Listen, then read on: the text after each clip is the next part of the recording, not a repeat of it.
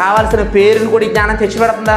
తెచ్చిపెడుతుంది. నీకేం పెట్టిందయ్యా బైబిల్ అంటే? ఇదిగో ఇవి చూపించాలి లోకానికి. ఏం పెడుతుంది బైబిల్ అంటే? ఈ బైబిల్ నేర్చుకుంటే లోకంలో నీకు పేరు వస్తుంది, కావాల్సిన ఆస్తి వస్తుంది. ఏది మనం ఏం కావాలి? సంతృప్తికరమైనది. అంతే. మళ్ళీ మన కోట్లు కావాలని కోరుకోం. అంటే జ్ఞానం నేర్చుకున్న వాళ్ళ మనసు అంతా ఎక్కడ ఉంటుందండి? ఎప్పుడు పరలోకి వెళ్ళిపోతావా?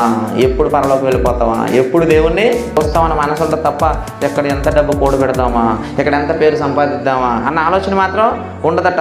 ఆ ఆలోచన ఉండకపోయినా దేవుడు మనం బ్రతకడానికి, మనం తిరగడానికి, మనం ఉండడానికి కావాల్సినవన్నీ ఆయా సమయాలలో దేవుడు కూర్చేస్తాడట. ఎందుకంటే జ్ఞానానుకున్న పవర్ అది. ఆ జ్ఞానానుకున్న పవర్ ఏంటంటే కుడి చేతిలో దీర్ఘాయువు ఉందట, ఎడం చేతిలో ధన ఘనతలు ఉన్నాయట. ఇప్పుడు ఈ జ్ఞానం వలన ఈ భౌతికంగా కూడా మనకు మేలు కలుగుతుంది.